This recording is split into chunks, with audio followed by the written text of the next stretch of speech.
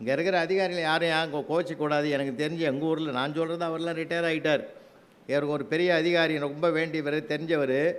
அவர் எப்பயுமே வீடும் ஆஃபீஸும் ரெண்டும் ஒன்று தான். அவருக்கு ரெண்டும் ஒன்றா தான் பார்ப்பார். அங்கே இருக்கிற மாதிரியே தான் இங்கேயும் ஸ்ட்ரிக்டாக இருப்பார். எல்லாமே ரிட்டனில் தான் கொடுக்கணும் அவருக்கு. அந்த அம்மா எவ்வளோ கஷ்டப்பட்டுருக்குன்னு கொஞ்சம் யோசனை பண்ணி பாருங்கள். இவர்கிட்ட பேசினா கூட நேரம் இல்லைன்னுவார். அந்த மாதிரி சில நேரங்களில் எழுதி வைக்கும். தோரம்பருப்பு 1 கிலோ, உளுத்தம்பருப்பு 1/2 கிலோ, சர்க்கரை 1 கிலோ எல்லாம் வேணும்னு டேபிளில் எழுதி வைக்கும். இவர் அது மாதிரி சாயந்தரமாக வாங்கி கொடுத்துருவார். அதே மாதிரி என்ன பண்ணியிருக்குது, ஒரு நாள் வெள்ளிக்கிழமை சாயந்தரம் எழுதியிருக்குது, நாளைக்கு சனிக்கிழமை செகண்ட் சாட்டர்டே லீவு, பசங்கள்லாம் ரெஸ்டாரண்ட்டு போய் சாப்பிட்ணுன்னு விரும்புகிறாங்கன்னு சொல்லி டேபிளில் எழுதி வச்சுக்குது. இவர் க்ரீனிங்கில் எடுத்து எழுதிட்டார். நம்ம போன்ற நடுத்தர குடும்பங்கள் ரெஸ்டாரண்ட்டு போய் சாப்பிட்டா கட்டுப்படி ஆகாது. அந்த பசங்க என்னென்ன சாப்பிட்ணுன்னு விரும்புதோ எல்லாம் வீட்டிலே செஞ்சு கொடுத்துரு, அனுமதி மறுக்கப்படுகிறதுன்னு எழுதிட்டார். சரின்னு அந்த அம்மாவும் ஏற்றுக்குச்சு. சரின்னு என்ன பண்ணுறது, நம்ம தலையெழுத்தை தான். அடுத்த வாரம் வெள்ளிக்கிழமை வந்தது, பசங்கள்லாம் புது படம் வந்துக்குது, போய் பார்க்கணுன்னு ஆசைப்பட்டதுங்க. தியேட்டருக்கு போய் புதுசாக படம் பார்க்கணுன்னு பிள்ளைங்கள்லாம் ஆசைப்பட்டது. அதனால் நான் மேலான அனுமதி கேட்டு விண்ணப்பிக்கப்படுகிறதுன்னு அந்த அம்மா எழுதிச்சு. இவர் என்ன பண்ணிட்டார், கொஞ்ச நாளில் போனால் நம்ம இதிலேயே டிவியிலே போட்டுடுறோம், அதனால் நீங்கள் கொஞ்ச நாள் பொறுத்து இருக்கவும், அதுக்கு பிறகு நம்ம வீட்டிலே பார்த்துக்கலாம், நானும் சேர்ந்து பார்ப்பேன், அனுமதி மறுக்கப்படுகிறதுன்னு எழுதிட்டார். அந்த அம்மாவுக்கு கோவம் வந்துடுது. 4 நாள் பொறுத்து, இவெல்லாம் ஒரு மனுஷன், இவங்க கூட குடும்பம் பண்ணுறது போயான்னு சொல்லி லீவ் லெட்டர் எழுதி வச்சிருது. எனக்கு மனசு சரியில்லை, எங்கள் அம்மா வீட்டுக்கு போகிறேன், எனக்கு ஒரு 10 நாள் லீவு வேணும்னு எழுதி வச்சிருக்கு. அப்போயும் நம்மால் சும்மா விடலை சார், க்ரீனிங் எடுத்தார், மாற்று ஏற்பாடு செய்து விட்டு போகணும்னு எழுதிட்டார் சார். நான் என்ன கேட்குறேன், கையெடுத்து கூப்பிட்றேன், வீடு வீடாக வச்சுருக்கணும், அலுவலகம் அங்கே இருக்கிறத கொண்டாந்து இங்கே சொல்கிறது, இங்கே இருக்கிறத கொண்டு போய் அங்கே பேசுகிறது, இதெல்லாம் எங்கே கற்றுக்கிறேன்? என் பிள்ளை தான் சார் கற்றுக் கொடுத்தான் எனக்கு. நான் ஏதாவது கோபமாக கிளாஸில் பேசுனேன்னா, கம்முன்னு இருறான், ஐயாவுக்கு வீட்டில் பிரச்சனை போலகுதுன்றான். அவன் தான் சார் கண்டுபிடிக்கிறான். இன்றைக்கி இருக்கிற பிள்ளைகளை சாதாரணமாக நினைக்காதீங்க. அற்புதமான அறிவு வளர்ந்துருக்குது, ஆற்றல் வளர்ந்துருக்குது, திறமை வளர்ந்துருக்குது சார். விளையாட்டுக்கு சொல்லலை, நான் வேடிக்கைக்கு சொல்லலை, அவ்வளவு அற்புதமான பிள்ளைங்கள்லாம். ஏன்னா அவங்ககிட்ட பேசி பாருங்களேன். அவன் ஒன்றும் இல்லை, எங்கள் தாம்பரத்தில் ஒரு பெரியவர் சார், உண்மையிலே நேஷ்னல் ஸ்கூலு பக்கத்தில் இருக்கிறார். அவர் யாரை பார்த்தாலும் மடக்குவார் சார். அவரை பார்த்தாலே ஓடிடுவான் எல்லாம். ஏன்னா வில்லங்கமாக கேள்வி கேட்பார், ஏடா குணமாக கேட்பார். எவனும் பதில் சொல்ல முடியலன்னும் போது அவருக்கு ஒரு சந்தோஷம். ஏன்னா அடுத்தவனை மடக்கிட்டம் பற்றியான்னு அவர் ஒரு இருமாப்பாக இருப்பார். அப்படி ஒரு மகிழ்ச்சி கண்ட மனுஷன் என்ன பண்ணார், ஒரு நாள் அந்த ஸ்கூலில் படிக்கிற 8ஆம் கிளாஸ் படிக்கிற பையன்கிட்ட மாட்டினார். என்ன அந்த ஸ்கூல்லேயே நீ தான் ஃபஸ்ட் ரேங்க்லாம் எடுக்கிறியாம, பிரில்லியன்ட் ஸ்டூடெண்ட்டாம, நான் ஒரு கேள்வி கேட்குறேன் சொல்கிறியா அப்படின்னாரு. கேளுங்க ஐயான்ட்டான். நான் டெல்லியிலேருந்து கல்கத்தாவுக்கு ஃப்ளைட்டில் போகிறேன், 800 கிலோமீட்டர் வேகத்தில் அந்த ஃப்ளைட் போகுது, அப்படின்னா என் ஏஜ் என்னான்னாரு. இந்த கேள்விக்கு சம்மந்தங்குதா? 800 கிலோமீட்டர் வேகத்தில் போகிற ஃப்ளைட்டில் இருந்தாலும் போனால் அதுக்கு அவர் வயசுக்கு என்ன சம்மந்தங்குது? ஏடா குணமாக கேட்டார். அந்த பையன் என்ன பண்ணால் ஃபியூ செகண்டில் பதில் சொல்லிட்டான் சார். எக்ஸாக்ட்லி உங்களுக்கு ஏஜ் 60ன்னா. அந்த ஆள் அப்படி கட்டி பிடிச்சிட்டான் சார். எப்படா கண்டுபிடிச்சா? 60 தாண்டா நடக்குது. என் செல்லமே நீ அறிவாளி தாண்டா. சரி எப்படி கண்டுபிடிச்சேன்னார். அந்த பையன் சொன்னால், எங்கள் வீட்டில் எங்கள் அண்ணன் ஒருத்தங்கிறான், அவன் எதை எடுத்தாலும் ஏடா கூடமாக தான் பேசுவான். அவன் கேட்குற கேள்விக்கு பதிலே சொல்ல முடியாது, வில்லங்கமாக பேசுவான். அவனுக்கு அவனை எல்லாரும் நாங்கள் அரக்கு இருக்குன்னு சொல்லுவோம். அவனுக்கு வயசு 30.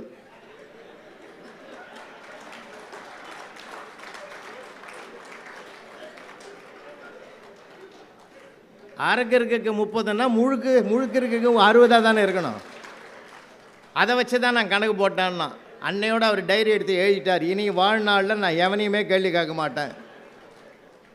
அதனால் சின்ன பிள்ளைங்கன்னு நினைக்காதீங்க நீங்கள். அவன் அவ்வளோ அபாரமாக இருக்கிறான் சார். நான் யூடியூப்பில் வர என்னதெல்லாம் பார்த்துருப்பீங்க. இப்போ என் புத்தகத்துலேயும் நான் முத எழுதினேன், ஒரு 20 வருஷத்துக்கு முந்தைய எழுதினது. ஒரு அருமையான சம்பவம், அதை மறக்கவும் முடியாது என் வாழ்க்கையில். தெரிஞ்சிருந்தாலும் உங்களுக்கு நான் நினைவுபடுத்துகிறேன். ரொம்ப சுவையான சம்பவம் அது. 6ஆம் கிளாஸ் தான் சார் அது. நான் சின்ன பிள்ளை, பெரியவரை வியத்தலும் இளமே சிறியவரை இகழ்தல் அதனேனும் இளமேன்னு புறநானூற்று புலவன் சொன்னதை நான் வாழ்க்கையில் கடைபிடிக்கிறவன்.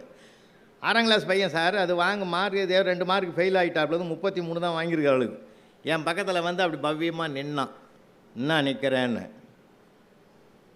2 போட்டிங்கன்னா நம்ம லைஃப்லேயே பெரிய வெற்றி கிடைக்கிற மாதிரி தான். என்ன 2 போட்டால் லைஃப்பில் என்ன வெற்றி? இல்லை சார், 33 போட்டு ஃபெயில் ஆகி சரிங்க, 2 போட்டிங்கன்னா என் பரம்பரையிலே பாஸ் பண்ண சந்தோஷம் எங்களுக்கு வரும் சார். என்னடா இந்த 2 மார்க்குக்கு பரம்பரையை கூட்டான்ட்டானே, இவன் என்னென்ன சொல்ல போகிறான்னு நினச்சி பயந்து பேப்பரை கொண்டாடான்னு கொண்டாந்து வைக்கிறேன் சார். வைக்கிறதுக்குள்ளே அவனை சப்போர்ட் பண்ணுறதுக்கு இன்னொருத்தன் வந்துட்டான் சார். என்னடா ஐயா கிட்ட கேட்குற, இந்த பள்ளிக்கூடத்தில் நல்லவர் தெரியுமா? இந்த வார்த்தையை கவனிச்சிக்கினே வாங்க. அவரை மாதிரி நல்லவர் யாரா இருக்கிறாங்க? என்னடா கேட்ட? அவனை 2 மார்க் கேட்டேன்டா சார். போடுங்க சார், இன்றைக்கி இருக்கிறவன் நாளைக்கு இல்லை சார். எவ்வளோ வேதாந்தம் பேசுகிறான் சார் அவன். எனக்கு ஒரு மாதிரி ஆகிட்டுது. என்னடா இவனுக்கு ஒரு முடிவோடு வந்திருக்கிறானு. இதுக்குள்ளே இன்னொருத்தன் வந்துட்டான் சார். அவன் பயங்கரமான ஆள். அவன் வந்துட்டான். என்னடா 2 பேரும் ஐயாவை சுற்றி பேசிக்கிறீங்க, தொந்தரவு பண்ணாதீங்கடா. என்னடா கேட்டீங்க? ஒன்றும் இல்லைடா, 2 மார்க். போடா, அவர் தகுதின்னா பெருமைன்னா 5 போடுவார், கம்னுறான்னா சார். இனியும் ஒருத்தன் வந்து எதனா பண்ணிட்டு போகிறான்னு சொல்லி அந்த 33 போட்ட மார்க்கை வாங்கி அந்த பேப்பரை வாங்கி அங்கே இங்கே அட்ஜஸ்ட் பண்ணி, எங்களுக்கு தெரியும் எங்கெங்கே போடணுன்னு, போட்டு ஒரு அரை அங்கேயும் போட்டுக்கிட்டு சுழிச்சு எதுக்கு போட்டோம்னு எங்களுக்கே தெரியாத அளவுக்கு சுழிச்சிடுவோம். அதை சூழ்ச்சி கழிச்சு எல்லாத்தையும் பண்ணிவிட்டு கொண்டாந்து இவங்ககிட்ட கொடுத்தேன் சார். 38 ஆக்கி கொடுத்தேன் சார். பேப்பரை வாங்கிக்கினேன். இந்த கடைசியில் வந்து அவனுக்கு 5 போடுவான்னு சொன்னான் பார்த்தீங்களா, அவனை பார்த்து சொல்கிறான், என்னமோட உன் புண்ணியத்தில் நான் பாஸ் ஆகிட்டேன்ட்டான் சார். அவன் போட்டது நான் சார், புண்ணியம் அவனுக்கு சார்.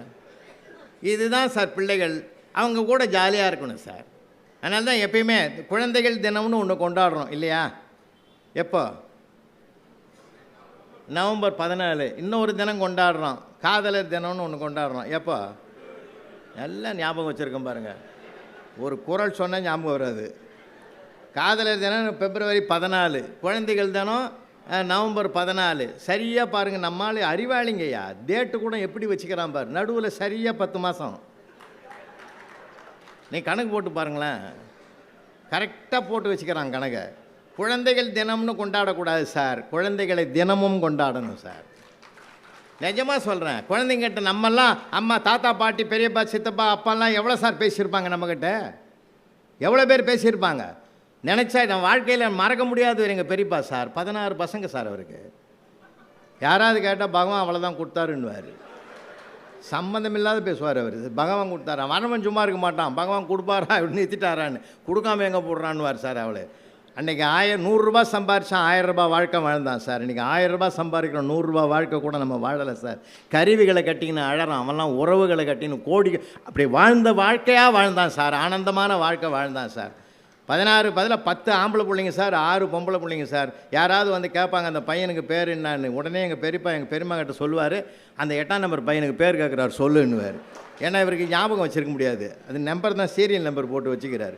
இத்தனைக்கு அவர் போஸ்ட் மாஸ்டர் சார், வெளியிலையும் டெலிவரி உள்ளேயும் டெலிவரி. அதனால் வாழ்க்கையில் ஆனந்தம் சார், மகிழ்ச்சியாக இருக்குங்க. இன்றைக்கி நம்ம ஒரு பொண்ணு ஒரு பையனை வச்சுக்கிட்டு அவஸ்தைப்பட்டு கிடக்கிறோம். அதை பாசம் காட்டுறதா, அதை கண்டிக்கிறதா, பாசம் காட்டினா மோசம் போயிடுமா, கண்டிச்சா வீட்டை விட்டு ஓட்டிடுமா, பயப்படுறோம். நாம் ஒன்று மட்டும் ஞாபகம் வச்சுங்க, குழந்தைகள் மேலே நம்பிக்கை வைங்க, அவன் நட்சத்திர மனிதனாக மாறுவான். மார்க்கெடுன்னு அவனுக்கு வராதது ஒன்றாலும் வந்தால் மார்க் எடுக்கட்டும், வரலன்னா அது இந்த மாதிரி ஸ்போர்ட்ஸில் விளையாட்டில் உறுதியாகட்டும், சந்தோஷமாக இருக்கட்டும் சார். டெண்டுல்கர் என்ன ஸ்டேட் ஃபஸ்ட்டாக வந்தார், உலகத்திலே பெரிய பேட்ஸ்மேன் பேர் வாங்கலையா, தோனி வாங்கலையா? அவனுக்கு என்ன திறமையில் என்ன வருதோ அதை உருவாக்கி கொடுப்போமே, அதுதான் நம்ம பெற்றோருடைய மிகப்பெரிய கடமை. ஏன்னா நம்ம என்ன பண்ணுறது, இப்போ வரப்போகுது நீட் எக்ஸாம், அதுக்குள்ளே இப்போ நிறைய பேர் ட்ரைனிங் பண்ணுறான், நீ தான் டாக்டர் அவன் மண்டையில் புகுத்தி உலகத்திலேயே அதை விட ஒரு தொழில் உலகத்திலே கிடையாதா? இல்லை சார். அவனை வேலை தேடுபவனாக மாற்றுவதை விட மற்றவர்களுக்கு வேலை தருகிற இடத்தில் கொண்டு போய் உயரத்தில் நம்ம உட்கார வைக்கிறதுக்கு ஆசைப்படக்கூடாதா? நம்ம யோசிக்கணும் சார். அது மாதிரி தான் நம்மளுக்கு பூஸ்ட் பண்ணி தான் பிள்ளைகள் மோசமாக போகிறான். சேலத்தில் ஒரு பையன் அப்படி தான் சார், ஒரு 2 வருஷத்துக்கு முந்தி நீட்டில் ஃபெயில் ஆகிட்டான்னு சூசைட் பாயிண்ட் பண்ணிட்டு தான். அந்த தற்கொலை என்ற தாழ்வு மனப்பான்மை போகிறதுக்கு காரணமே இந்த சமூகத்தினுடைய மாற்றம் தானே சார். அவன் என்ன பண்ணான், செல்ஃபோன் டவரில் ஏறி உட்காந்துட்டான் சார். உயரமான இடம் அதுதான் நான் முடிவு பண்ணிட்டான். ஏற்காடு மலையை விட அது உயரமாகுது. அதில் ஏறி உக்காந்துட்டான் சார். ஊரே திரண்டு அவனை கெஞ்சுது, வாடா இறங்கி வாடா, உழாதரா வேணாண்டா, நீ ஒரே புள்ளடா. நான் அம்மா அப்பாலாம் கெஞ்சுறான், சொல்லி கொடுத்த வாத்தியாரெலாம் கெஞ்சுறான். அந்த பையன் வரமாட்டேன்னு முடிவு பண்ணி நான் கீழே விழ போகிறேன், மாற்றமே இல்லைன்னா சார். கடைசியில் அவன் விடுற நேரத்தில் அவன் ஃப்ரெண்டு ஓடியாந்தான் சார். டேய் நண்பா, பறந்தாமா, உழுந்துராதரா. நான் வரும்போதே ஒரு பெரியவரை கேட்டேன், மூத்த பெரியவரை கேட்டேன்டா. அவர் ஒரு பெரிய ஆன்மீகவாதி. அவர் சொன்னார்ரா, ஒரு அகால மரணம் அடைஞ்சு அடுத்த பிறவி உண்டு தம்பி அப்படின்னு சொல்லிட்டாரா. ஒருவேளை நீ விழுந்து இறந்துட்டீன்னா அடுத்த பிறவின்னு ஒன்று வந்துருண்டா, மறுபடியும் நீ எல்கேஜிலேருந்து படிக்கணும், கொஞ்சம் யோசிடான்னா சார். அந்த பையன் மலைன்னு இறங்கி வந்துட்டான் சார். மறுபடியும் அவன்டா எல்கேஜியில் படிக்கிறது போடா, போனால் போய் போகுது, நீட்டாவது பூட்டாதுன்னு இறங்கி வந்துட்டான். ஏன்னா யாருக்கு எப்படி சொல்லணுமோ அப்படி சொல்லணும். நாம் நிறைய பேர் அப்படி இல்லை, நான் அந்த மாதிரி தான் இருக்குது இன்றைக்கி உலகம். அப்படி தான் சார் புரிஞ்சுக்குவான். தாம்பரத்தில் எனக்கு ஒரு நண்பன் இருக்கான் சார், அவனுக்கு உடம்பு சரியில்லை, மடிப்பாக்கத்தில் எனக்கு வேண்டிய டாக்டர் ஒருத்தர் இருக்கிறாரு, அவர்கிட்ட போடா டோக்கன்லாம் போட்டுருந்தான் போகணும், என் பேரை சொல்லு கண்டிப்பாக உள்ளே விட்ருவாங்கன்னு. அப்படியா அப்படின்னு போனான் சார். போய் அரை மணி நேரத்தில் வந்துட்டான் சார். அதுக்குள்ளேடா பார்த்துட்டேன்னு போய் அனுப்பின பாரு ஒரு டாக்டரை போயா அப்படின்ட்டான். ஏன்டா அவ்வளோ வெறுப்பாக சொல்கிறான், அவர் தான்டா அற்புதமான டாக்டர். ஆமாம் ரைட்டு. அவர் போகும்போதே கிளினிக்கு அந்த படிக்கட்டுங்க கீழே ஒரு போர்டு வச்சுருந்தார், மேலே போகும் வழின்னு வச்சுக்கிறாரு. சென்டிமெண்ட்டாக எனக்கு சரியில்லை.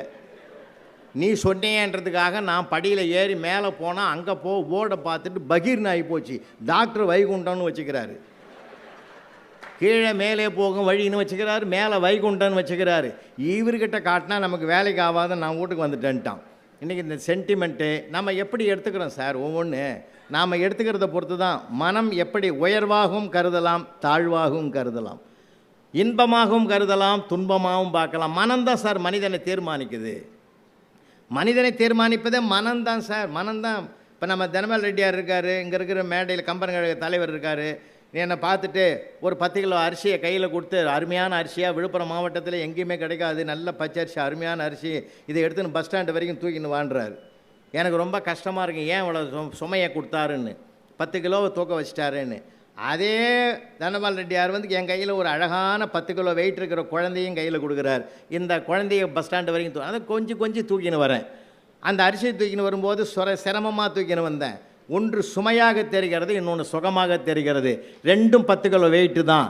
இந்த சுமையோ சுகமோ தீர்மானிப்பது மனம்தான் என்பதை நாம் புரிந்து கொண்டால் அந்த மனதிலே சுகத்தை மட்டும்தான் பார்க்க பழகும். நம்ம மனசு தான் சார் தீர்மானிக்குது. அதனால தானே நிறைய பேர் சொல்கிறேன், என் மனசே சரியில்லைன்னா. மனசே சரியில்லைன்னா எல்லாம் மகிழ்ச்சியாக இரு. ஆண்டவனுக்கு கொடுத்துருக்கிற மிகப்பெரிய சிறப்பு சார் அது. சிரித்து மகிழ்வது தான் இறைவன் நமக்கு கொடுத்துருக்கிற மிகப்பெரிய வரம். வேறு ஏதாவது சரிக்குமா, 1,00,000 ரூபாய் வாங்கி கொடுத்து ஒரு நாய் வளங்க, அது சிரிக்கும்? ஜென்மத்துக்கும் சிரிக்காது. எனக்கு அண்ணா நகரில் ஒரு பெரிய கோட்டீஸ்வரம் வீட்டுக்கு போனேன் சார். அவன் பிள்ளை கீழே உட்காந்துங்குது தரையில், நாயை மடியில் வச்சுருக்கிறான். அதுக்கு உடம்பு சரியில்லை பொழுது டானிக் கொடுக்குறதுக்கு என் செல்லம் என் பட்டு ஆத்தாரண்ணா அது கேட்குதா, கம்முனுக்கு இருந்தாலே டென்ஷன் ஆகி பாட்டில் தூக்கி போட்டான். அது நான் இறங்கி போய் அது எப்படி சாப்பிட்ணுமோ அப்படி சாப்பிட்டு போட்டுது. இயற்கையை நம்ம போய் மாற்ற முடியுமா? இயற்கையை மாற்ற முடியாது சார். அதனால் நான் என்ன சொல்கிறேன், மகிழ்ச்சி என்பது கடவுள் தந்திருக்கிற மிகப்பெரிய வரப்பிரசாதம். அதை நம்ம நிறைய பேர் தொலைச்சிட்டோம் சார். இந்த கொரோனா பீரியடில் பார்த்திங்கன்னா எவ்வளோ பேருங்க கொரோனா பீரியடெல்லாம் பார்த்திங்கன்னா நம்ம நிறையா பார்த்துருக்குறோம் இல்லையா? ஒவ்வொருத்தரும் நான் நிறைய பேரை ஃபோன் பண்ணி கேட்டேன் சார். ஃபோன் பண்ணி கேட்ட உடனே என்ன மகிழ்ச்சி அடைஞ்சாங்க தெரியுமா? சில பேர் ஃபோன்லேயே அழறது தெரியுது சார். யாருமே என்னை விசாரிக்கலை, நீங்கள் விசாரிச்சிங்களே சந்தோஷம் ஐயா அப்படின்னா. என்ன ஒருத்தன் விசாரித்தான் சார், புலர் இருக்கிறியான்னு கேட்டான் சார். அந்த ஒரே சொல்லு நம்மளை உருக்கி எடுத்துடுது சார். அட சண்டாளா பாவி இப்படியாடா கேப்ப. அதனால தான் சொல்கிறேன், பிள்ளைகளுக்கு சந்தோஷமாக நிறைய சொல்லி கொடுக்கணும் சார். கதை சொல்லி கொடுத்த மண்ணியா அந்த மண். இன்றைக்கி கதை சொல்கிறதுக்கு ஆளும் இல்லை, கதை கேட்குறதுக்கு பையனும் தயாராக இல்லை. ரொம்ப வருத்தமாக இருக்குது. அந்த கொரோனா பீரியடெல்லாம் எவ்வளோ நடந்தது தெரியுங்களா? அப்போல்லாம் இந்த ஜூம் மீட்டிங் போட்டாங்க தெரியுமா? நீங்கள் அந்த அலுவலகத்தில் அம்மாவுக்கெல்லாம் தெரியும், ஜூமில் தான் எல்லா மீட்டிங் நடக்கும். நானும் வீட்டில் உட்காந்துன்னு ஜூமில் ஒரு 500 பட்டிமன்றமாவது நடத்தியிருப்பேன். ஜூமில் அந்த ஆஃபீஸ் ரூமில் உட்காந்துங்கன்னா அகில உலகமும் போய் வந்துட்டேன். எல்லா நாடுகளையும் இதே வாய்ப்புன்னு சொல்லி பட்டிமன்றம் போட ஆரம்பிச்சிட்டான். நேரடியாக கூப்பிட்றத விட ஜூமில் தான் நிறைய பேர் கூப்பிட்டான்னு வச்சிங்களேன். அங்கே உட்காந்துன்னு பட்டிமன்றம் நடத்துவோம். இங்கே பேத்திங்கெல்லாம் இருக்குது எனக்கு நிறையா. அதுங்கெல்லாம் இப்படி வந்தால் கூட என் வீட்டுக்காரம்மா சொல்லும், அங்கே போவாதீங்கடா தாத்தா தனியாக பேசுகிறாருன்னுவா. அந்த ஒரு கொடுமைக்கு நான் ஆளாகி பேசிங்கிறேன். ஒரு சமயம் என்ன ஆயிடுச்சு, சிங்கப்பூரில் ஒருத்தர், பஹ்ரைனில் ஒருத்தர், நாகப்பட்டினத்தில் ஒருத்தர், சென்னையில் ஒருத்தர்னு 2 பெண்கள் 2 ஆண்களை போட்டு பட்டிமன்றம் ஆரம்பிச்சிட்டோம். 1 ஹவர் தான் ஜூமில் பணம் கட்டி இருக்குது. அவங்கவுங்க 8 நிமிஷம் பேசி அவங்கவுங்கள முடிச்சுங்க, டைமை நீங்களே பார்த்துங்க, என்னால் நேரடியாக ஒன்றும் மணியெல்லாம் அடிச்செல்லாம் சொல்ல முடியாதுன்னு சொல்லிட்டேன். எல்லாரும் அதில் கேட்டு நடந்தாங்க சார். இந்த நாகப்பட்டினத்தில் இருக்கிற அம்மா மட்டும் 8-18 நிமிஷம் ஆகிப்போச்சு. அது நான் ஸ்டாப்பாக போய்ங்குது, நிறுத்தவே மாட்டேனுது. இப்போ 20 நிமிஷத்தையும் தாண்டுது. எனக்கு ஒன்றும் என்னென்னமோ சைகை பண்ணி பார்க்குறேன், நிறுத்தவே இல்லை. அப்புறம் தான் ஒரு யோசனை வந்தது. அவங்க வீட்டுக்காரனுக்கு ஃபோன் அடித்தேன், ஐயா கொஞ்சம் நிறுத்தியா அதன்னு. அவன் என்ன சொல்கிறான், அது ஆரம்பித்தா நிறுத்தாதுன்னு தெரிஞ்சால் அரை மணி நேரத்துக்கு முந்தைய நான் வெளியில் வந்துட்டேன்னா. அப்புறம் என்ன சொன்னான், ஒருவேளை அதை நிறுத்திட்டா சொல்லு, நான் வீட்டுக்கு வரேன்னா. இப்போ அவன் எனக்கு உதவுறது போக இப்போ நான் அவனுக்கு உதவ வேண்டிய நிலைமை வந்துடுது. அதே மாதிரி நான் சிங்கப்பூருக்கு 2019 போயிருந்த லிட்டில் இந்தியாவில் தமிழர் திருநாள் பொங்கல் பண்டிகை மிக பிரம்மாண்டமான பட்டிமன்றம் ஒட்டுமொத்த தமிழர்கள் மத்தியில் என் தலைமையில் தான் நடந்தது. அதை முடிச்சுட்டு வந்தேன் சார். எல்லா ஏர்போர்ட்டும் மூடிட்டான். இன்டர்நேஷ்னல் லெவலில் எந்த ஃப்ளைட்டும் போகலை. அப்போ என்ன ஆகி போச்சுன்னா 2 மாதத்தில் உண்மையில் அந்த நாகப்பட்டினத்துலேருந்து ஒருத்தர் சென்னையில் ஒரு ஹாஸ்பிட்டலில் அட்மிட் ஆகிட்டார் சார். 3rd ஃப்ளோரில் 303வது ரூமில் அட்மிட் ஆகிட்டார். ஹார்ட் பேஷண்ட்னு அட்மிட் ஆகிட்டார்.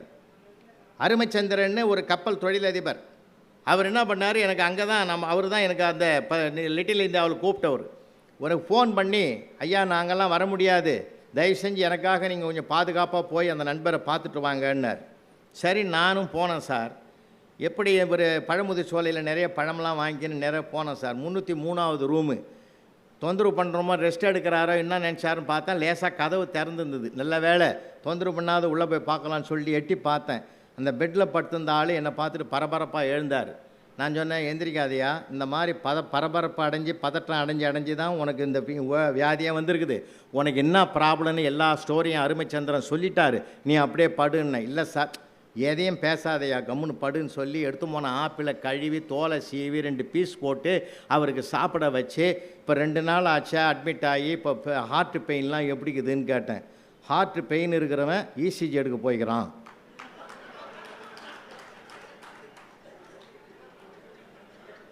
அப்போ நான் கேட்டேன், அப்போ நீ யாருன்னு. நான் அந்த ஆளுக்கு துணையாக வந்தேன், 2 நாளாக நின்று கிடந்தேன், இடுப்பு வலி தாங்கலை, பெட்டு காலியாகுதுன்னு படுத்தேன்னா. இதை நீ முதல்ல சொல்லக்கூடாத, நான் தான் சொல்ல வந்தேன், எனக்கு எல்லாம் தெரியும் சொன்னேன். இது தெரியுமா உனக்கு? அப்போ நான் என் நிலைமை எப்படி இருந்திருக்கும் கொஞ்சம் யோசனை பண்ணி பாருங்கள்.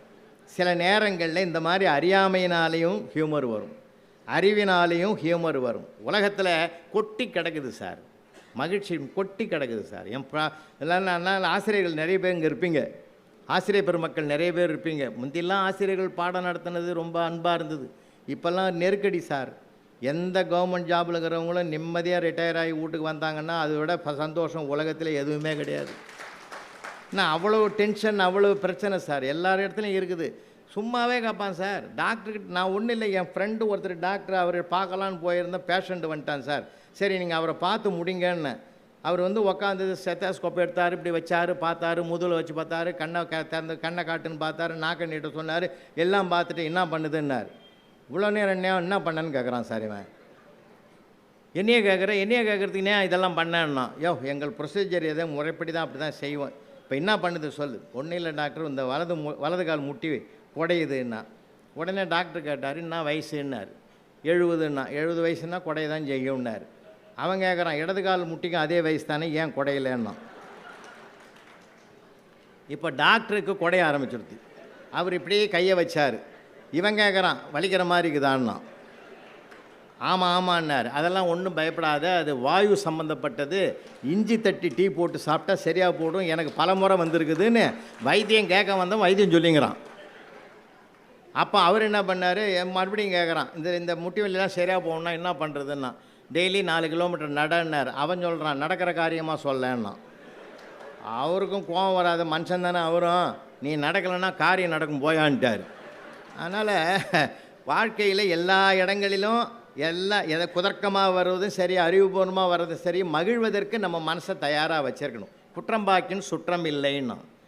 எல்லாரையும் அரவணைக்கணும்னா சந்தோஷமாக இருக்கணும் சார். சிரிப்பு உலகத்தின் பொதுமையான முகவரி எது தெரியுமா? ஜாதியை கடந்தது, மதத்தை கடந்தது, இனத்தை கடந்தது, மொழியை கடந்தது, எல்லையை கடந்தது. புன்னகை என்ற ஒரே மொழிதான் பொதுவான மொழி. இதில் யாருக்கு பார்த்தாலும் அவங்களுக்கு இவங்களுக்கு வித்தியாசம் இல்லாத சிரிப்பு சார் அது. அதனால தான் நான் சொல்கிறது, எல்லா இடத்துலையும் அந்த சந்தோஷத்தை பகிர்ந்துக்கணுவாங்க, மகிழ்ச்சியை. கிளாஸ் ரூமே அமக்கலமாக இருக்குது. நம்ம போனோம்னா ஒரு ஆசிரியர் எப்போ ஜெயிக்கிறார், ஒரு அலுவலர் எப்போ ஜெயிக்கிறார், நான் எல்லாருக்கும் பொதுவாக சொல்கிறேன். ஒரு உத்தியோகஸ்தர் எப்போ ஜெயிக்கிறார் தெரியுமா? ஒரு நாள் லீவு போட்டோன்னா என் பையன்லாம் பசங்கள்லாம் சுற்றிக்குவான் சார். மறுநாள் அதெல்லாம் சின்ன கிளாஸ் தான் எடுப்பேன், அப்போல்லாம் ஆரம்பத்தில் விரும்பி எடுப்பேன். சுற்றிக்குவான் சார். போங்க சார், ஏன் சார் லீவு போட்டிங்க அப்படி கெஞ்சுவான் சார். எனக்கே ஒரு மகிழ்ச்சியாக இருக்குது. நம்ம இல்லைன்னா பசங்க என்னமா ஏங்குறான்னு நினைப்பேன். அதில் ஒருத்தன் சொல்லுவான், பெரிய ப்ராப்ளம் ஆகி போச்சு தெரியுமா உங்களுக்கு? என்னடா ப்ராப்ளம்? உங்கள் பீரியடில் மேத்ஸ் டீச்சர் வேறு வந்துட்டாங்க சார். அந்த அம்மாவை பாராட்டணும். அதுவும் பீரியடையும் எடுத்து என் பீரியடையும் எடுத்து நடத்துதுன்னா அந்த அம்மாவை பாராட்டணும். அவன் அதுக்கு ப்ராப்ளம்ன்றான். அதை இப்படி சொல்கிறான்னு வச்சிங்களேன். என்ன சார் ஒரு வாரம் லீவுன்னாங்க, அதுக்குள்ளே வந்துட்டிங்கன்னா நான் அங்கே வேலைக்கே போவானான்னு அர்த்தம். வார்த்தைகளில் இருக்கிறது வாழ்க்கையின் வெற்றி.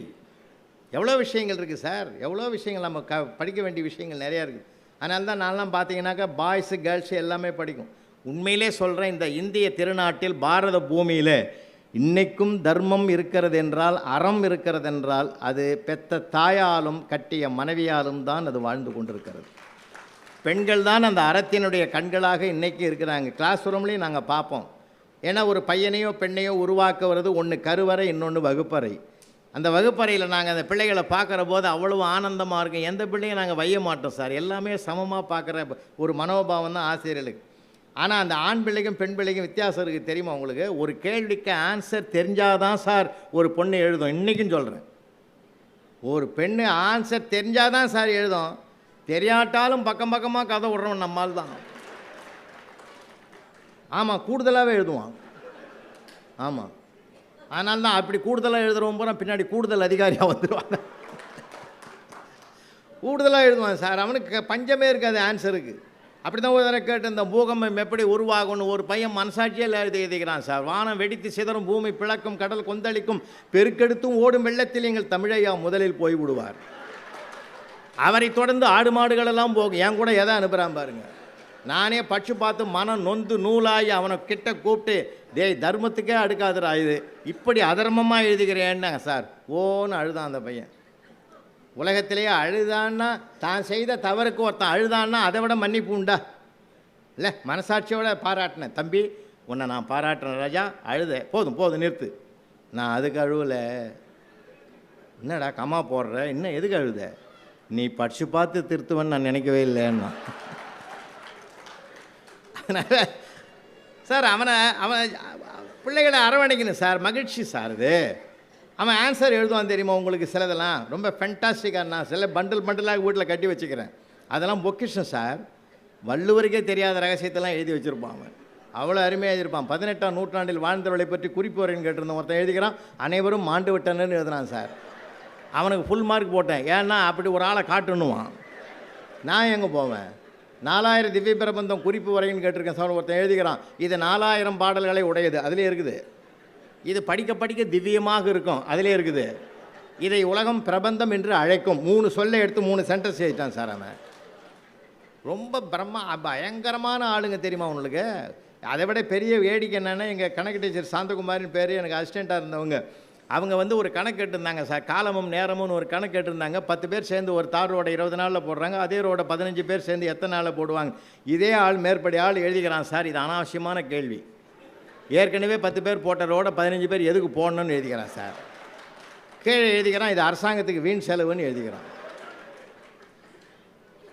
அவங்க அந்த பேப்பரை தூக்கின்னு ஏங்கிட்ட வந்துட்டாங்க சார். நீ செல்லம் கொடுத்தா இந்த பசங்கள்லாம் கெட்டு போச்சு, இப்படி எழுதிக்கிறான் பார். நான் சொன்னேன், நீங்கள் போடுற கணக்கு வேறு, அவன் சமுதாயத்தை கணக்கு பண்ணி எழுதிக்கிறான்.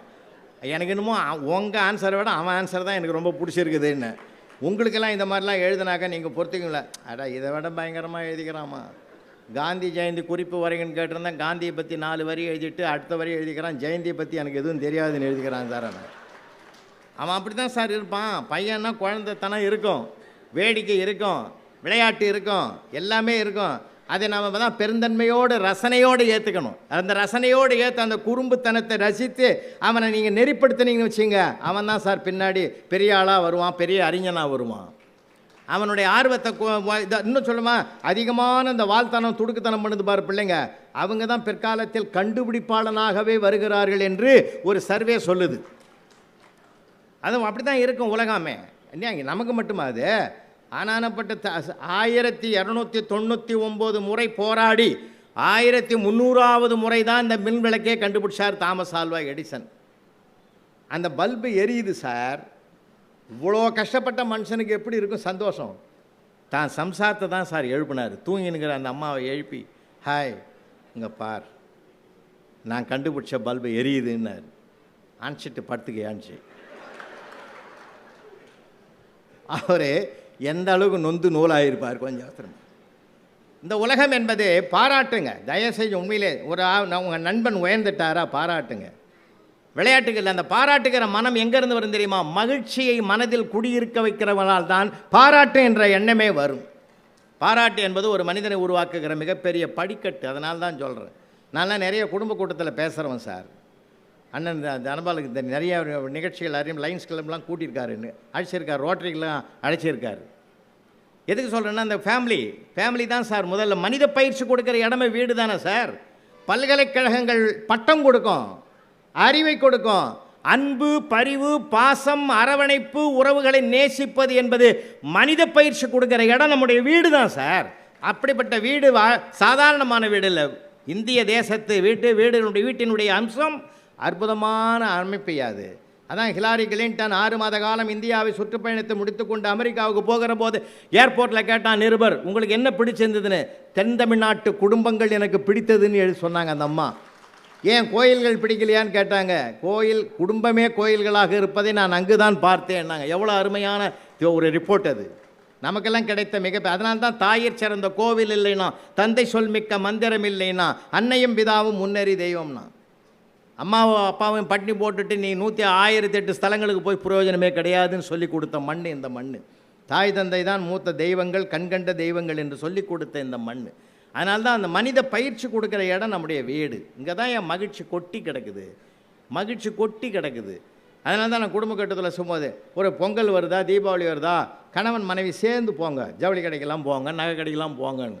இதை ஒருத்தன் கூட்டத்தில் கேட்டு தான் சம்சாரத்துக்கிட்ட சொல்லிட்டான். நேற்று புலவர் கூட்டத்துக்கு போனேன், நீ தனியாக போவாத பொங்கலுக்கு, நானும் கூட வரேன், நீ புடவை எடுக்கும்போது நானும் கூட வரேன்னா. அந்த அம்மா இவனை கூட்டியும் போகும்போது மனசுக்குள்ளே என்ன திட்டியும் போகுது. நானாக போனாலும் நல்லதாக எடுப்பேன், இந்த ஆளை வேறு கூட போன அந்த ஆள் சொல்லி விட்டான். அது வரைக்கும் இம்மாதிரி நொனன்னு கூடையே வந்து கழுத்தை அறுப்பான். அதனால் நம்ம என்னடா பண்ணுறது? ஏன்னா நம்ம புட்டாவை பார்ப்போம், பார்டரை பார்ப்போம், ஜரிகையை பார்ப்போம். இந்த ஆள் அங்கே ஒட்டிங்கிற துண்டு சீட்டை தான் பார்த்துன்னு இருப்பான். அது விலை எவ்வளோன்னு பார்த்துட்டு, இது வேணாம், இது நல்லா இல்லை, நீ கட்டினா நல்லா இருக்காதுன்னு எத்தனை தடவை சொல்லியிருக்கலாம். இந்த விஷயம் தெரியாமல் போய் அந்த ஆள் வேறு சொல்லி விட்டு இவரை நம்ம தள்ள கட்டானு சொல்லி, ஆனாலும் ஒரு ஐடியா பண்ணிடுறேன்னு சொல்லி இந்த ஜவுளி கடை கிட்ட வர்ற வரைக்கும் ஐடியா போட்டு தான் வந்தது சார். உள்ளே நுழையிற என்ட்ரன்ஸில் வந்தது, ஐடியா ஃபார்ம் ஆகிட்டுது. இந்த பக்கம் செக்யூரிட்டி நிற்கிறான், இந்த பக்கம் பெஞ்சு போட்டுக்கிறான். சாமி ஐயா, நான் போய் எல்லா ரேக்கலைகரையும் புடவையும் நான் பார்த்துட்டு வர்றதுக்கு மணிக்கணக்கில் ஆகிடும், முன்னால் அவ்வளோ நேரம் நிற்க முடியாது, இந்த பெஞ்சில் உக்காரு அப்படின்னு சொல்லி பெஞ்சில் உட்கார வச்சுட்டு உள்ளே போட்டுது. இவனும் உக்காந்தான். உள்ளே போய் கிட்டத்தட்ட ஒரு 7 மணி நேரம். நம்ம தாய்மார்கள் புடவை எடுக்கிறதே ஒரு அழகு. கூட போய் பாருங்கள், அப்போ தான் தெரியும். அது 500 புடவை அடிக்க வச்சுருப்பான் அந்த ரேக்கில், ஒன்றா எடுக்க சொல்லும். உண்மையிலே காந்தியவாதிகள் எங்கே வாழுகிறார்கள்னா ஜவுளிக்கடை ஊழியர்கள் மத்தியில் தான் வாழுகிறார்கள். அவன் என்ன பண்ணுவான், ஒன்றா எடுப்பான், ஒன்றா எடுத்து கீழே வைப்பான். 500 கீழே வந்துடும். ஒரு கேள்வி கேட்பாங்க தெரியுமா, வேறு இல்லையா? அவன் மனசுக்குள்ளேயே சிரிப்பான், சார் வேறு இருந்தால் மட்டும் நீ எடுக்கவா போகிற? அப்படி தான் நான் ஒரு தடவை போய் மாட்டிக்கின்னு ஒரு புடவை எப்படியோ எடுத்து என் கையில் கொடுத்தா சார்.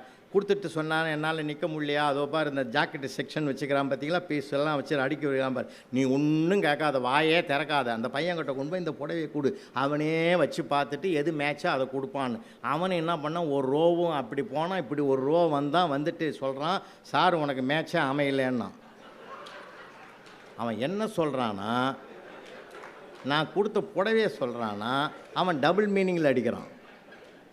அதனால தான் உள்ளே நான் போகிறது கிடையாது. ஆனாலும் இந்த அம்மா என்ன பண்ணிச்சு, உட்கார வச்சு 7 மணி நேரம் ஆச்சு சார். என்னென்னமோ புடவைலாம் பார்த்துட்டு கடைசியில் குழந்தை ஞாபகம் வந்த தாய் மாதிரி புருஷன் ஞாபகம் வந்துடுது. 7 மணி நேரமாக இருந்தாலும் எங்கே உட்காந்து கிடக்கிறானோ பாவம் சொல்லிவிட்டு வெளியே அவசரமாக ஓடியாந்தான். அந்த பெஞ்சில் ஆளை காணோம். பக்கத்தில் செக்யூரிட்டி நிற்கிறான். செக்யூரிட்டிக்கு பார்த்து கேட்டுது அந்த அம்மா, செக்யூரிட்டி சார் ப்ளூ கலர் சட்டை போட்டு ஒரு ஆளை இங்கே காலையில் உட்கார வச்சுட்டு போனேன், அவர் எங்கேன்னு கேட்டுது. அதுக்கு அந்த ஆள் சொன்னான், அடியே என்னை நல்லா நிமிந்து பாரு. அவன் தான் செக்யூரிட்டியாக நிற்கிறான். அந்தம்மா கேட்டுது, அடப்பாவி நான் ஒன்று தான் நான் உட்கார வச்சுட்டு போனேன், நீ ஏன் செக்யூரிட்டியாக நிற்கிற? தேவ சும்மா இரு, நீ என்னை உட்கார வச்சுட்டு போனேன்ல, நீ உள்ளே போயிட்ட, அந்த ஆள் ஒரு மாதிரியாக உட்காந்துருந்தான். ஏன் நண்பா ஒரு மாதிரியாகிறேன்னு கேட்டேன். அவங்க பொண்ணை பார்க்குறதுக்கு மாப்பிள்ளை வீடு வராங்களாம், டியூட்டி மாத்திரமும் வரலையாம், அதனால் என்ன பண்ணுறதுன்னு தெரியலேன்னு சொன்னான். நான் கேட்டேன், எவ்வளோ நேரம் டியூட்டி பார்க்கணுன்னு கேட்டேன். 8 ஹவர்னு சொன்னான். நீ எப்படி 8 ஹவர் குறைஞ்சி வர போகிறதில்ல, ஒரு டியூட்டி கட்சிதுன்னு சந்தோஷமா அதை நான் செய்யலாமான்னு கேட்டேன். செய்யின்னு சொன்னான். எவ்வளோ கொடுப்பேன்னு கேட்டேன். 400 ரூபா கொடுப்பேன்னா. பரவாயில்லடான்னு நினச்சி 7 ஹவர் முடிஞ்சு போச்சு, இன்னும் 1 ஹவர் தான், நீ மறுபடியும் ஒரு ரவுண்ட் அடிச்சுட்டு வா அப்படின்னா. அதுக்கு அந்த அம்மா கண்ணு கலங்குது சார். ஏன் கண் கலங்குற, உனக்கு என்ன அப்படின்னா. ஒன்றும் இல்லையா, உனக்கு எனக்கும் பொருத்தம் பார்த்த ஜோசியர் சொன்னார், மனப்பொருத்தம் 100க்கு 100 இருக்குதுன்னு அன்றைக்கே சொன்னாயா அந்த மகராஜன். எடுத்து வச்ச புடவைக்கு 400 ரூபா குறையுதேன்னு வந்தேன். அதை சம்பாரிச்சிட்ட பற்றியா, 7 ஜென்மத்துக்கு நீதாயா என் புருஷன்னுச்சு. நம்மால் நினச்சான் இதுதான் எனக்கு 7வது ஜென்மமாக இருக்கணும், கடவுளே நான் முடிவு. அண்ணா வாங்க வாங்க வாங்க. ஒரு நல்ல சிந்தனையாளர், ஒரு சமுதாய புரட்சியை உருவாக்குகிற, விழிப்புணர்வு உருவாக்குகிற எழுத்தாளர், பேச்சால் மட்டுமல்ல தன் எழுத்தாலேயே பேச வைத்து சிந்திக்க வைக்கக்கூடிய தமிழ் அறிஞர் மனுஷபுத்திரன் அவர்கள் வந்திருக்கிறாங்க.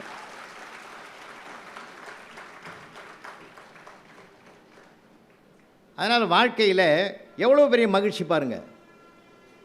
அப்போ ஒரு உறவுகள் செழிக்கணும்னா, நட்பு சிறக்கணும்னா வாழ்க்கையில் ஒரு மகிழ்ச்சியை மையப்படுத்தணும். நாம் ஒருவர் மகிழ வைப்பதற்கு பழகணும் சார். முதல்ல நாம் மகிழணும், நாம் மகிழ்ச்சி அடையணும், அப்புறம் தான் நம்ம மற்றவங்கள மகிழ்ச்சி அடைய வைக்க முடியும். நிறைய விஷயங்கள் இருக்குது, நிறைய எல்லாத்தையும் ரசிங்க. ஒரு சின்ன குறை இருந்தால் கூட அந்த குறையே பெருசாக்க வேண்டாம், அந்த குறையை பெருசாக்க வேண்டாம் சார். அந்த குறையை தூக்கி போடுங்க. யாருக்கு குறையில? திருவள்ளுவரை விடவா உலகத்தில் ஒரு ஞானி உண்டு? குணம் நாடி குற்றமும் நாடி அவற்றுள் மிகை நாடி மிக்க கொள்ளன்னு சொன்னார். இதை விட என்ன வேணும்? நான் ரொம்ப ரசிப்பேன். முத்தமிழறிஞர் டாக்டர் கலைஞர் அவர்கள் ஒரு சமயம் ஒரு ஹாக்கி போட்டியில் பரிசு கொடுக்கறதுக்காக வந்திருக்காங்க. ஹாக்கி போட்டி என்ன ஆகிப்போச்சுன்னா, ட்ரா ஆகிப்போச்சு. 2 பக்கமும் சமமாக போட்டான் கோலு. 2 டீமும் சமமாக கோல் போட்ட உடனே பரிசு கொடுக்குற வந்த முத்தமிழறிஞர் என்ன பண்ணார், டாஸ் போட வேண்டிய சூழ்நிலை வந்தது. அப்படியே நாணயத்தை அப்படி சுண்டி விட்டாங்க, கீழே விழுந்தது. உனக்கு என்ன வேணும்னார். பூன்னான். உனக்கு என்ன வேணும்? தலை. சுண்டி விட்டது கீழே, நாணயம் கீழே விழுந்ததும் பூ தான் வந்தது. அந்த பூ கேட்டவனுக்கு ஜெயிச்ச டீம் ஆகி போச்சு.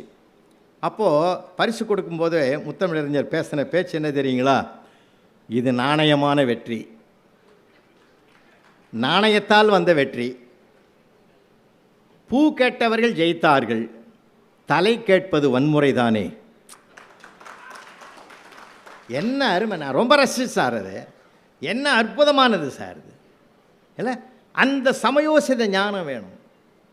பாண்டியன் ஹோட்டல் மதுரையில் இருக்குது, இன்றைக்கி இருக்குது, பிரமாதமான பழைய காலத்து ஹோட்டல். பாண்டியன் ஹோட்டலில் வந்து முத்தமிழறிஞர் டாக்டர் கலைஞர் எலெக்ஷன் டைமில் வந்து உட்கார்றார். ராமநாதபுரம் மாவட்டத்தினுடைய ஓட்டு அதில் வந்து சேகரிக்கிறது ஒருத்தரை நியமிக்கிறார். அவரை கூப்பிட்டு கேட்குறாரு, எப்படி இருக்குது உன் தேர்தல் பணின்னு. பக்கத்தில் இருக்கிறவர் சொல்கிறாரு, பம்பரம் மாதிரி சுற்றுறாருங்க ஐயா. பம்பரம் மாதிரி சுத்தாத, அது ஒரே இடத்துல தான் சுற்றும்.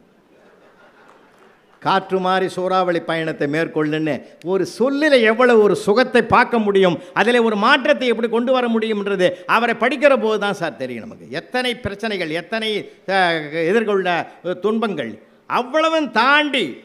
அதனால தான் சொன்னார் திருவள்ளுவர், இடுக்கண் வருங்கால் நகுகன்னார். அந்த சிரிக்கிற பக்குவத்தை பெற வேண்டும் மனிதன். நிறைவாக ஒன்று சொல்லி ஐயா வந்துட்டாங்க, ஒன்று சொல்லி நான் நிறைவு செய்கிறேன். எந்த சூழ்நிலையில் நம்ம மனசு தெளிவாக இருக்கணும் சார். சிரிக்க சொல்லலை அவர், துன்பம் வந்தால் சிரிங்கன்னு சொல்லலை. சிரிக்கக்கூடிய பக்குவத்தை நீ பெற்றுவிட்டால் அந்த துன்பத்திலிருந்து உன்னை காப்பாற்றிக் கொள்வதற்குரிய மார்க்கம் உனக்குள்ளேயே தோன்றும்னார். உனக்குள்ளேயே தோன்றும் சார். ஏன்னா எல்லா இடங்களிலும் இருக்குது சார் நகைச்சுவை. சார் கோர்ட்டில் ஒரு விசித்திரமான கேஸ் வந்தது, ஒரு விவாகரத்து கேஸ் வந்தது சார். விவாகரத்து கேஸ் வந்தது, குற்றவாளி கூண்டில் அவன் நிற்கிறான். ஏம்பா 10 வருஷமாக தம்பதிகளாக வாழ்ந்தீங்களே, மறுபடியும் கலந்து பேசி முடிவெடுத்து சேர்ந்து வாழுங்கயான்னாரு ஜட்ஜையா.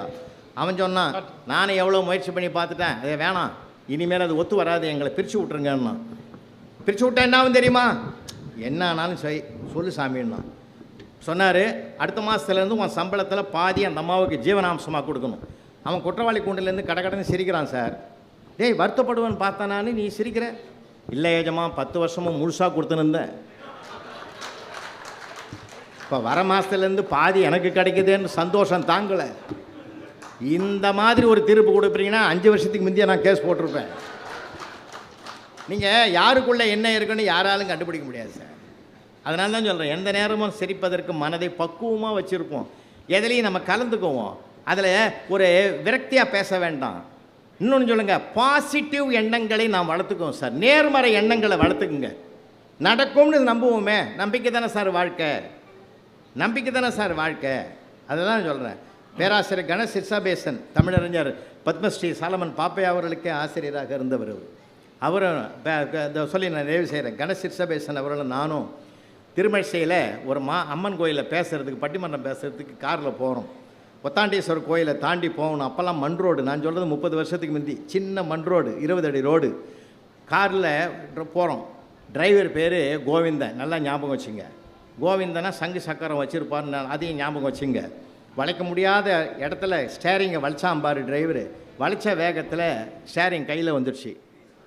எங்கள் ஐயா சும்மா இல்லை, கோவிந்தா கையில் என்ன, சக்கரம் சுவாமின்னு. அவன் இவர் சும்மா இல்லை, சங்கு எங்கேன்னாரு. இன்னும் கொஞ்சம் நேரத்தில் ஊதிடுவாங்க.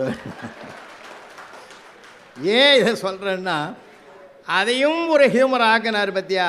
அதைத்தான் வாழ்க்கையில் துன்பம் என்பதும் இன்பம் என்பதும் இரண்டரை கலந்து மனிதனை தேடி வரும். இன்பம் வருகிற போது மகிழ்கிற மனிதன், துன்பம் வருகிற போது துவளக்கூடாது, அதற்கு கூட சிரித்து அதை எதிர்கொள்கிற பக்குவத்தை பெற வேண்டும் என்று வள்ளுவரே நமக்கு ஒரு வாக்குமூலம் கொடுத்திருக்கிறார் என்று சொன்னால், சிரிக்க தெரியாதவனுக்கு பகல் பொழுது கூட இருட்டு என்று அவரே ஒரு தீர்ப்பும் எழுதி வைத்திருக்கிற காரணத்தினால், அன்பு நண்பர்களே, குழந்தையோடு பேசுங்கள், கொஞ்சம் குழாவுங்கள், குடும்பத்தில் இருக்கிற உறுப்பினர்களோடு பேசுங்க. ஏன்னா பேசுகிற நண்பர்களோடு பேசுங்க. பேசுகிற போது தான் நகைச்சுவை தேன் துளிகள் நமக்கு நிறைய கிடைக்கிறதுக்கு வாய்ப்பு இருக்கிறது. பேசாமல் போனதனாலே பல பிரச்சனைகள் விசுரூபம் எடுத்திருக்கிறதையும் இந்த உலகத்தில் பார்க்கிறோம். பேசுவோம், கலகலப்பாக்குவோம், கலவரத்தை நிறுத்துவோம். நன்றி, வணக்கம்.